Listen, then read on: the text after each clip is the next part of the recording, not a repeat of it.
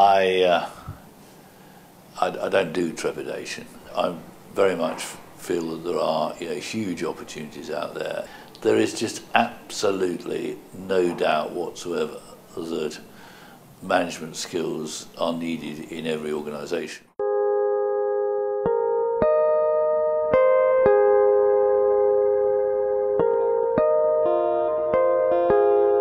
We initiated a huge amount of change towards the final quarter of 2009, and the response from staff at CIMA has been magnificent to that, against the background of some really ambitious stretch targets. By around April, we started to think, hey, we might just hit these targets. By September, it was really tangible, we could get there, and between Christmas and New Year, we pushed over the line. We not only met those targets, but we exceeded those targets. And a lot of credit there to the staff being able to cope with change, reacting positively to change, and really using that change to drive the business forward. 2010 was our most successful year to date. We recruited a record number of students, over 23,000. Those individuals then make their organisations more successful, and those organisations therefore lead to their individual economies and countries being more successful.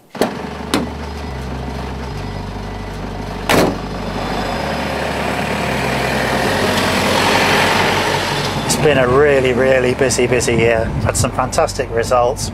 Our membership and student numbers are fantastic, 183,000 members and students. We've really established the Global Business Challenge now. To be fair, we've got some fantastic products. CIMAstudy.com, really good. Islamic finance is growing in strength, and now we've got the certificate and the diploma, so that's finding legs of its own. I'm really proud of all the team for what they've done.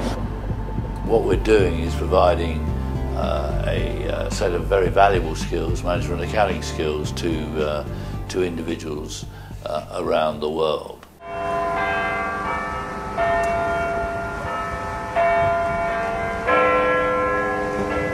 I'm very proud of the work that the Professional Standards team do in relation to the Code of Ethics. It can be quite dry and dull, but in fact it's essential to helping people to maintain their professional integrity. And even though a code in itself is valuable because it gives you processes and ways to address a problem, what I'm more proud of than the code is the fantastic help from the Professional Standards team, but all around CIMA, to get in place help for people. Certainly when you look at the member survey, the thing that they value most highly, the thing that gets more marks than anything else, is ethics and professionalism. So I think what we're doing really matters to members. What we've seen in the banking crisis is a lot of organisations which basically were not taking the right decisions, were not effectively managing their risks. So we know that what we have to offer is really good. One of the most important things for CIMA is that we have reliable and resilient IT infrastructure. The IT team put a tremendous amount of effort into making sure that all our systems are available for us as often as possible, and it's one of the main things that the IT team work on, providing us with that level of stability. And over the last 12 months we've moved a lot of the systems out to third-party suppliers so that they can provide us with a really world-class service wherever our employees are and wherever they're working. We got into full swing with a transformation and change program which affected everybody in the organisation, particularly in Chapter Street. The aim of this was to bring those people who work closely together, irrespective of which departments or directorates they were in, to bring them in closer proximity so that they could work more effectively. The final phase of the work that we've been doing in Chapter Street for the time being is the cafe on the ground floor, which really does signify how we're trying to move to a much more open and flexible environment in which to work.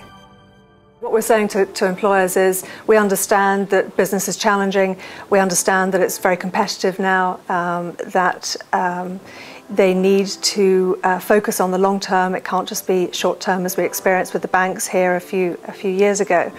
So we're going to employers and saying CIMA can help you. So we're a very new team, it's a small team of 6 people around the world. We've defined a list actually of the top 50 organisations such as Diageo, Shell, IBM, Ernst & Young, PwC, the list goes on. It is a new team, we've had some great initial success, there's a long way to go, and this year our target of 17,000 members and students in the top 50 organisations is very aggressive. But I absolutely anticipate that if we do well and we continue to demonstrate success and value to CIMA, that hopefully we will grow. We're then moving into what I see as very much a new dynamic chapter with the joint venture with the American Institute of Certified Professional Accountants. And why is that so significant? Well, it really moves us from being an organisation of just under 200,000 members and students to being part of something which is over 500,000. It's a huge game-changing event.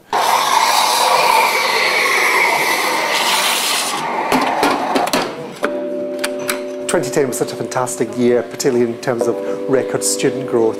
And when we ask our students why they choose CIMA, one of the key responses is that the qualification is kept regularly up to date. Obviously the world of business, the economic world is changing rapidly. We want students to pass exams, and they're challenging exams. So we have increased the resources, the people that provide student support globally. We're really trying to personalise the student experience at the moment. I think a lot of students out there might think they're just an ID number and a password. So we've got a whole stream of initiatives running to personalise it, to make it more real for them, to make them aware that we love them, that we want them to progress, not simply just to take their money off them. Well, this year, it's all busy, busy, busy. We're after brand awareness. We're trying to create a footprint for CIMA, particularly in new markets, and even in traditional markets. We've got to explain what management accounting is. Couldn't do it without the team. They put a lot of work into it, fantastic support. And we're all about driving the marketing brand, the image, the profile, and the understanding of CIMA on a global basis. Wherever we are in the organisation, we have a key role, focused upon those objectives of promoting the value of management accounting and then the delivery of the skills of management accounting. Being able to explain what management accountancy is and its value is very, very, very important. I mean, and it is ultimately, as I talked about earlier, it's about doing the right thing. We are providing skills. It does change people's lives.